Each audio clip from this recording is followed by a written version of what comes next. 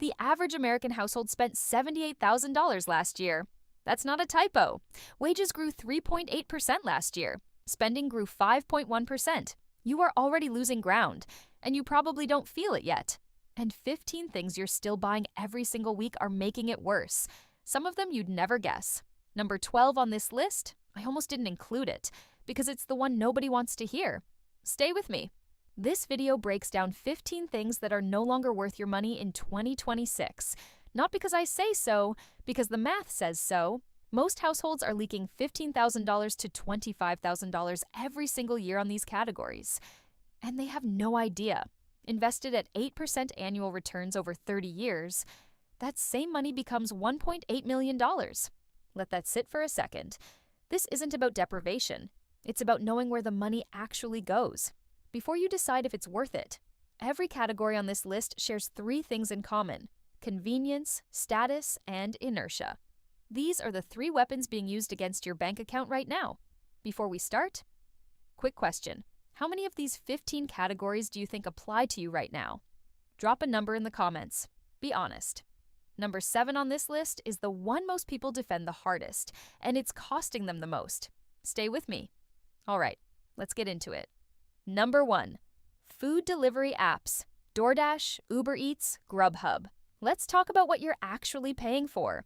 Meet Sarah, 34 years old, works as a nurse. Orders delivery twice a week because after a 12-hour shift, cooking feels impossible. That's a completely understandable choice. Here's what Sarah doesn't calculate. That $12 meal at the restaurant becomes $22 through the app. Delivery fee, service fee, small order fee, tip, an 83% markup for someone else to pick up her food. And the platforms know exactly what they're doing. The interface is designed to minimize friction. One tap, food is coming. They don't want you to think. Thinking is bad for business. Sarah orders twice a week, $15 premium per order. That's $1,560 extra every year, just for the privilege of not driving 10 minutes. Invested at 8% over 20 years, that $1,560 becomes $7,800 per year of this habit. Sarah isn't buying convenience. She's buying a very expensive habit she never consciously chose. The fix is simple. Not easy, but simple. Order delivery for genuine emergencies only. Cook the rest. The 10-minute drive is free. The app is not. The convenience trap is real. But convenience that costs you $7,800 over 20 years isn't convenience anymore. It's a subscription to staying broke. Number 2, new cars. This one is going to hurt a little. Bear with me. Meet Marcus. He just signed the papers on a $52,000 SUV. He's proud. He worked hard for this. And the moment he drives off that lot, $10,400 disappears. Just like that, the average new car loses 20% of its value the moment you drive it off the lot. On a $52,000 vehicle, that's $10,400, gone before you reach the first stoplight. By end of year 1, depreciation hits 25 to 30%. Marcus's $52,000 SUV is now worth $36,000 to $39,000. He's lost more than a year's rent for most Americans, and he still has 59 monthly payments left. The average monthly new car payment hits $738 in 2026. That's $8,856 every year before insurance, gas, or a single repair. And Marcus is paying all of it on a car that's worth less every single morning he wakes up. Here's what the research says about actual millionaires. The typical millionaire drives a Toyota, Honda, or Ford. Median price paid, $31,367, because they figured out that transportation is a utility, not a personality. The smart move? Buy a reliable 5-year-old car with cash. It's already absorbed the worst depreciation. Drive it for 4 years, sell it before the big repairs. Redirect that $738 monthly payment toward actual wealth. Marcus drove off that lot feeling like he made it. The status identity trap is real, and the car industry built it on purpose. New cars in 2026 are financial sinkholes disguised as lifestyle upgrades. Number 3, fast food. I know what you're thinking. Fast food is cheap. It used to be. It absolutely is not anymore. Meet Lisa. She grabs fast food 4 times a week. Quick lunch, quick dinner after work. Nothing crazy. A Big Mac meal runs $13 to $15 in most markets right now.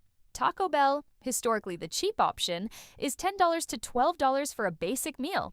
Fast food prices have increased 55% since 2019. Let me say that again, 55%. The escape hatch has a cover charge now, and the food didn't get better. The value proposition was never the taste. It was cheap and fast. Remove cheap, and you're left with just fast. Fast and unhealthy at premium prices. That's not a deal. That's a trap. Lisa spends $13 average 4 times a week. That's $2,704 a year on fast food alone. Add the occasional upgrade, the extra drink, the dessert. She's closer to $3,500 every single year. Decision fatigue is the psychological weapon here. You're tired, you're hungry, your brain wants the path of least resistance. The drive-thru is right there, and the industry built every single location to intercept you at your weakest moment. The fix isn't perfection, it's preparation. A $15 grocery run on Sunday solves 5 weekday lunches. That's $3 per meal instead of $13. Same time, better food. No line. Lisa's $3,500 fast food habit, invested over 25 years at 8%, becomes $270,000. That's not a latte argument. That's a retirement account argument.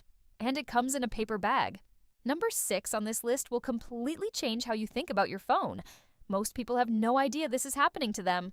Stay with me. Number 4, sit-down restaurants. And before you say anything, I'm not telling you to never eat out again. That would be miserable advice and nobody would follow it, including me. Meet the Johnson family, 2 adults, 2 kids. They eat out together every Saturday. It's their family tradition. A casual sit-down dinner for 4, appetizer, mains, drinks, dessert. Easily runs $140 to $180 now. Restaurant prices have increased 35% since 2019. A hamburger at a casual sit-down place now costs $16 to $22.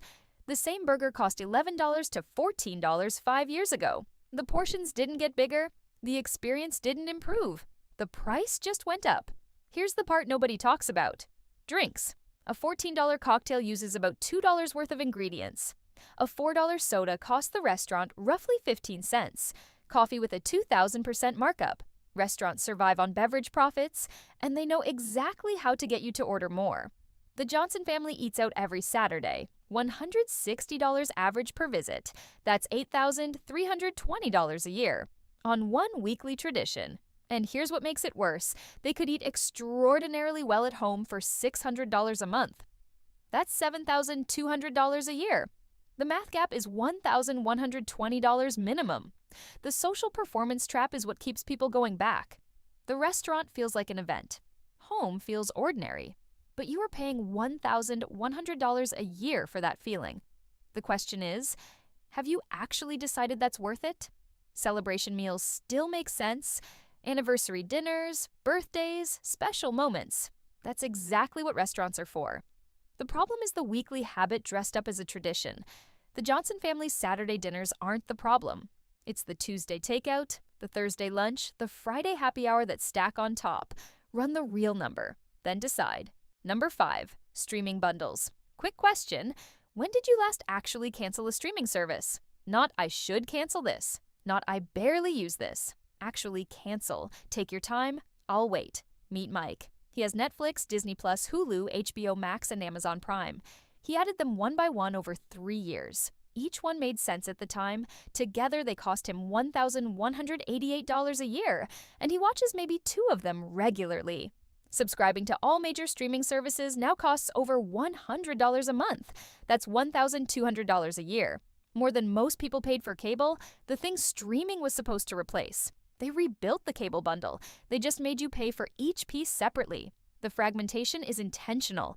The show you want moves from Netflix to Peacock. The movie you've been waiting for lands on a service you don't have.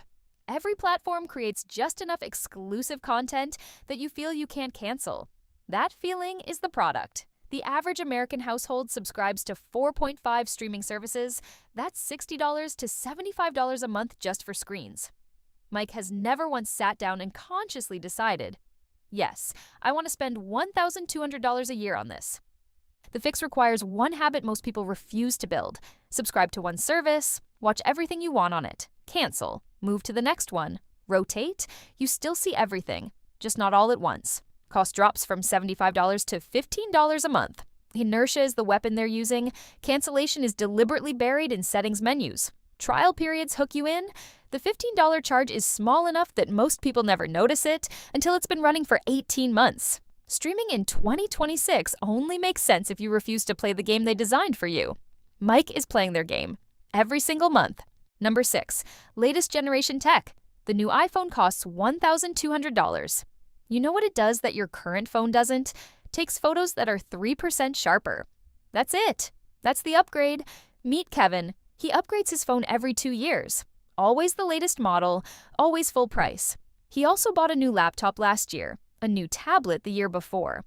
Kevin spends approximately $600 a year just on tech depreciation. Not the devices, the depreciation. Planned obsolescence is the mechanism. Software updates slow down older devices on purpose. Batteries degrade by design. Repair costs are set close to replacement costs on purpose. The entire ecosystem is engineered to push you toward constant replacement. The smart move? Buy 1 or 2 generations behind. A refurbished iPhone 14 costs roughly half of a new iPhone 16. It runs the same apps at the same speed. It sends the same texts. The camera difference is something only a professional photographer would notice. Kevin's $600 annual depreciation habit, invested over a career at 8%, becomes $73,000 for photos that are 3% sharper. Kevin hasn't decided that's worth it. He's just never done the math. Number 9 on this list is the most dangerous one because it feels like help. It's designed to feel like help. Stay with me. Number 7. Expensive weddings. The average American wedding now costs $35,000 for 1 day, 6 hours, 1 party. And research from Emory University found that couples who spend $50,000 or more are 46% more likely to divorce than couples who spend under $10,000. Meet Emma and Jake. They got engaged 8 months ago. Emma has a Pinterest board with 340 pins. Jake just wants everyone to have a good time. Together, they are about to spend $38,000 they don't fully have yet. The wedding industry has perfected emotional manipulation. Everything costs more when the word wedding is attached. A photographer charges double for wedding photos versus family portraits. Flowers triple for wedding arrangements. The venue that costs $500 for a corporate event costs $5,000 for a reception. You're not paying for quality, you're paying for the label. Social performance anxiety is the psychological weapon here.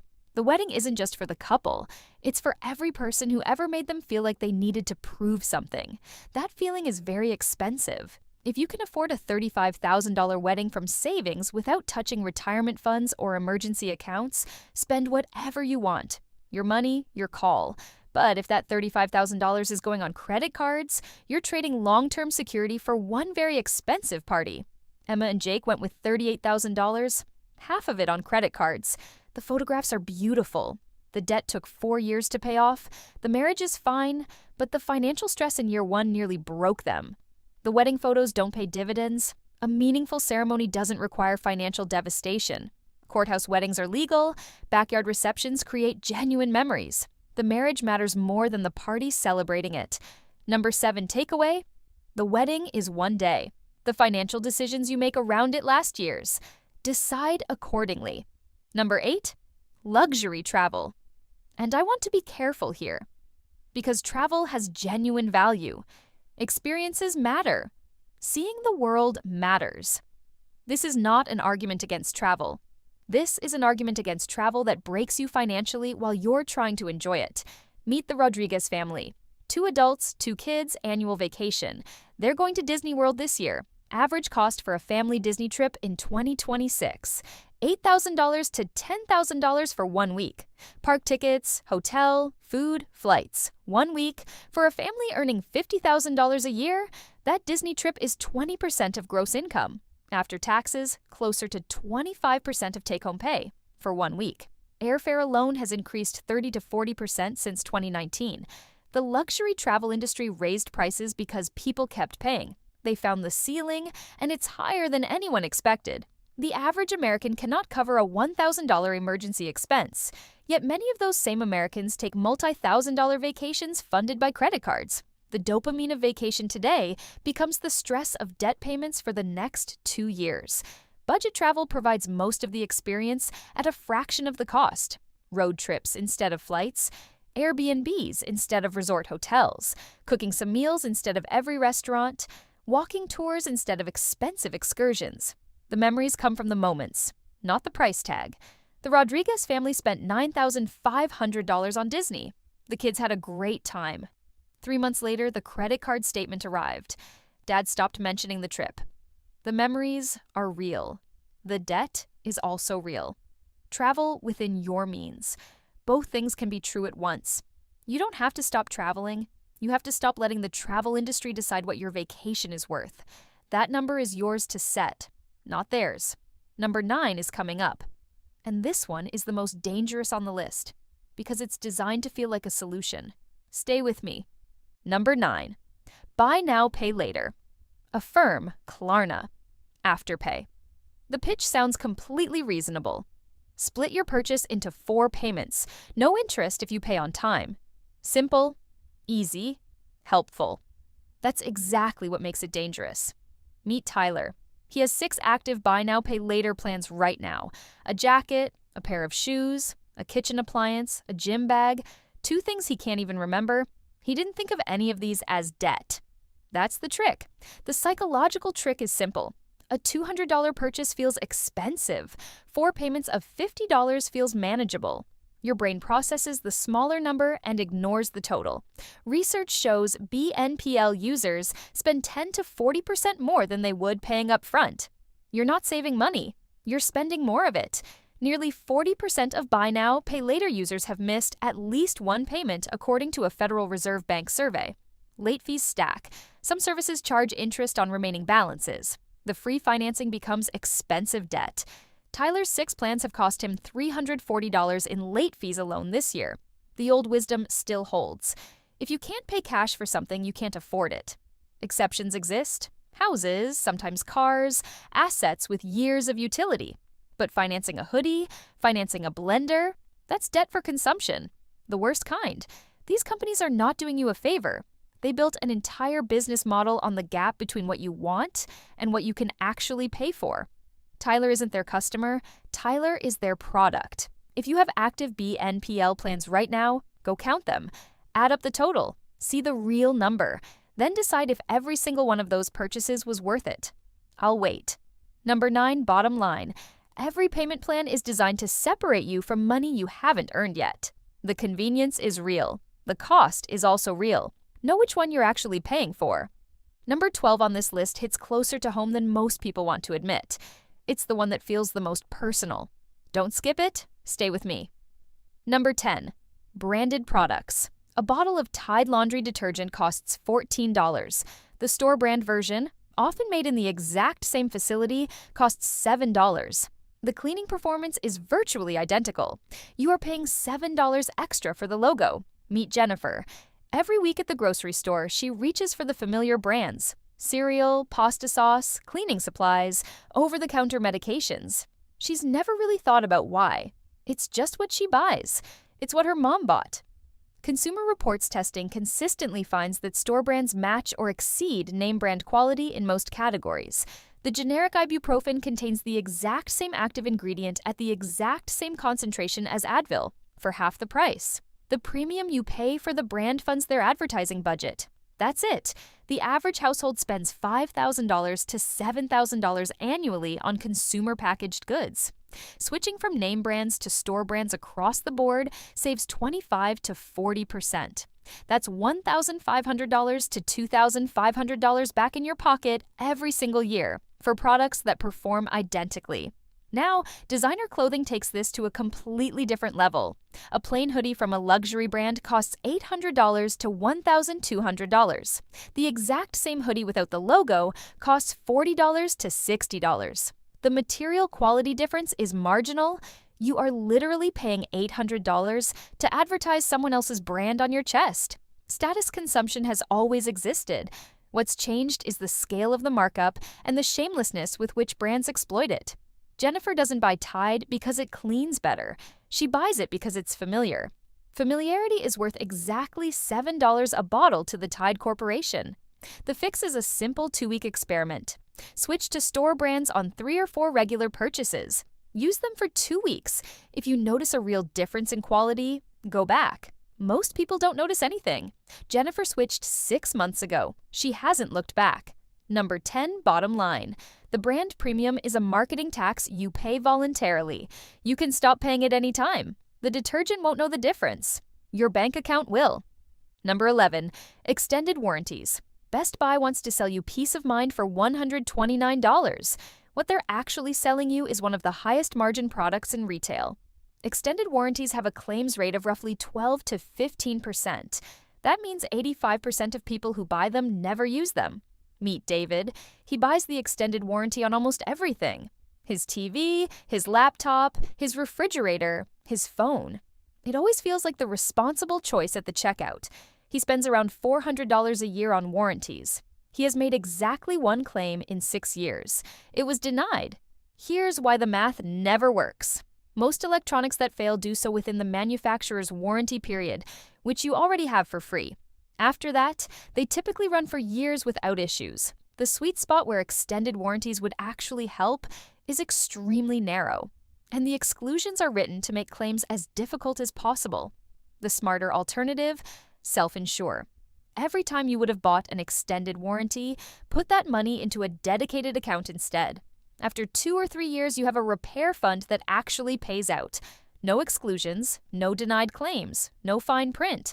David's $400 annual warranty spend, over 10 years, is $4,000. Invested at 8%, that's over $6,200. For a repair fund he controls completely. One that actually pays out when something breaks. The warranty industry is selling you fear. The self-insurance fund sells you control. Next time a cashier asks, "Would you like to add the protection plan?" The answer is no. Put the money in your own account instead. You just became your own insurance company. Turns out you're pretty good at it. Number 12, premium coffee drinks. A daily Starbucks habit. One $6 drink costs $2,190 a year. Making coffee at home costs roughly $182 a year for quality beans. The difference is $2,008 annually. Invested at 8% over 30 years. That's $245,000. $250,000 for coffee. Meet Emma. Different Emma, not the wedding one. This Emma is 28 years old, works in marketing, stops at Starbucks every morning before work. It's her ritual. It's her quiet moment before the day starts. She has never once calculated what that ritual costs her over a lifetime. The premium coffee shops aren't selling coffee. They're selling experience, convenience, identity, and social signaling. The cup in your hand says something about you, and they charge accordingly. Understanding what you're actually paying for doesn't make it wrong. It just makes it conscious. If a daily Starbucks trip genuinely improves your life enough to justify $2,000 a year, that is your call, your money, your choice. But most people haven't done that math. The habit formed before the calculation happened. Emma hasn't decided this is worth $245,000. She just never stopped to ask. I'm not telling you to make coffee at home. I'm telling you to know what you're choosing. That's the only difference between spending that builds your life and spending that quietly drains it. Quick check before we get to the last 3. How many of these 12 have applied to you so far? Drop your number in the comments. No judgment, just curiosity. The last 3 categories, most people skip these because they sound boring. That's exactly why they're the most expensive. Don't skip them. Stay with me. Number 13, subscription boxes. Beauty boxes, snack boxes, book boxes, wine boxes, dog toy boxes, razor blade boxes. There is now a subscription box for virtually everything, and the industry has grown to $32 billion, built almost entirely on one psychological principle. Meet Amanda. She has 3 active subscription boxes, a beauty box at $35 a month, a book box at $30 a month, a snack box at $25 a month. That's $90 a month, $1,080 a year. 3 boxes she signed up for during different moments of excitement. 2 of them arrive and sit unopened for days. The psychological principle is surprise. People love opening boxes. The dopamine hit of a mystery package triggers the same reward circuits as gambling. The anticipation of what's inside often exceeds the satisfaction of what actually is inside. The industry built a $32 billion business on that gap, The math rarely works in your favor. A typical box costs $35 to $50 a month. The products inside retail for less than that. That's how the company makes its margin. You are paying premium prices for random items someone else selected, many of which you wouldn't have chosen yourself. Cancellation is deliberately difficult. The services know that inertia keeps subscribers paying long after interest fades. Credit card statements show $35 charges for boxes sitting unopened in closets. Amanda's 2 unopened boxes have been arriving for 4 months. She just never got around to canceling. The fix is simple.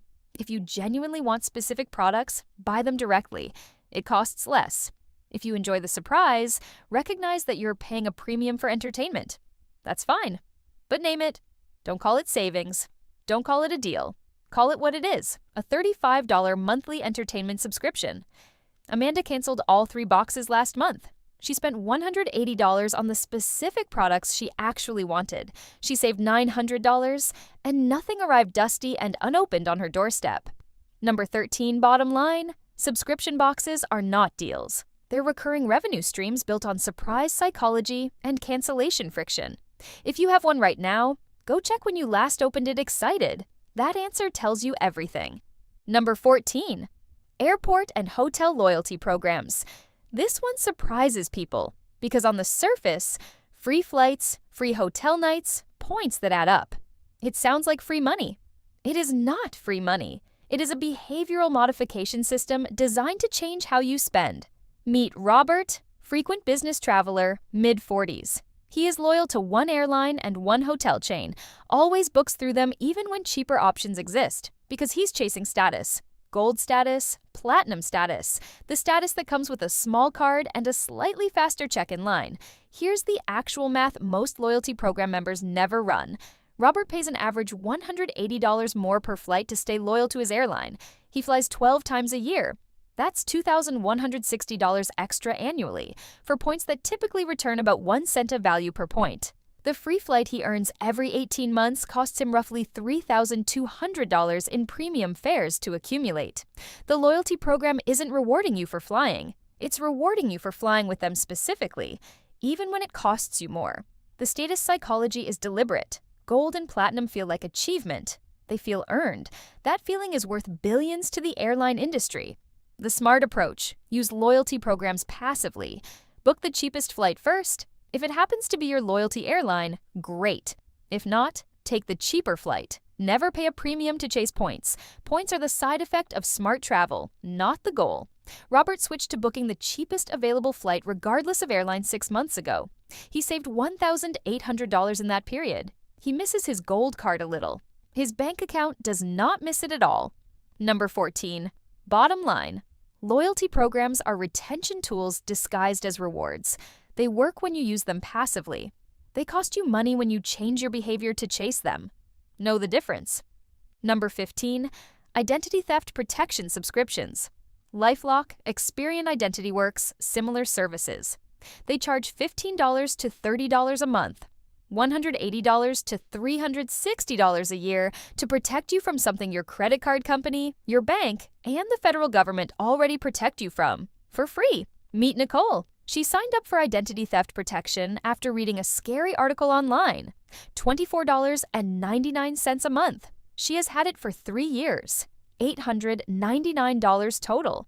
In that same 3 years, her credit card company sent her 2 fraud alerts and reversed the charges automatically.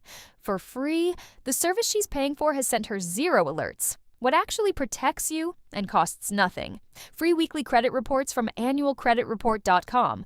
Your bank's fraud monitoring, already active on your account.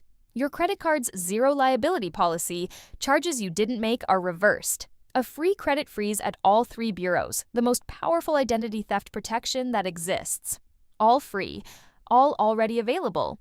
The identity theft protection industry is selling you fear of something you're already protected from. It's the most pure example of fear marketing on this entire list. Nicole canceled last month. She set up a free credit freeze instead. She is more protected now than she was before. And she's saving $300 a year, 15 categories. All of them share the same 3 features. They exploit convenience, status, or fear. They've risen in price while declining in value. And they depend on you not running the numbers. Let's run them now. All right, let's add this up. Because the individual numbers are uncomfortable, but the combined number is the one that changes everything.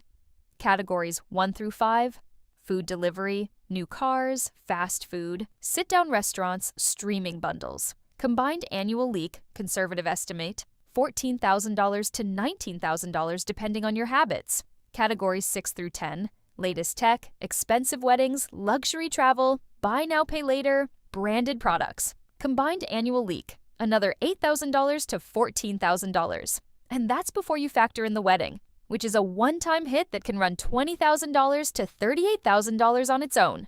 Categories 11 through 15, extended warranties, premium coffee, subscription boxes, loyalty programs, identity theft protection. Combined annual leak, another $4,000 to $6,000. These feel small. Together, they are not small. Combined total, 15 categories. Conservative household estimate, $20,000 to $30,000 leaking out every single year. On spending that delivers less value than it used to. On habits that formed before you ran the numbers. Now apply the 30-year rule.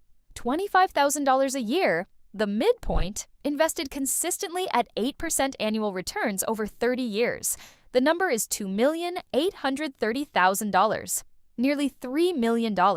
Sitting in spending categories that most people have never consciously evaluated. Nearly $3 million.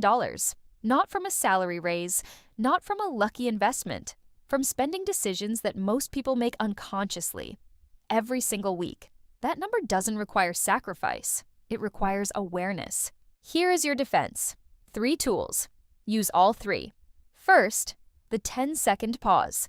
Before any purchase that isn't planned, stop for 10 seconds.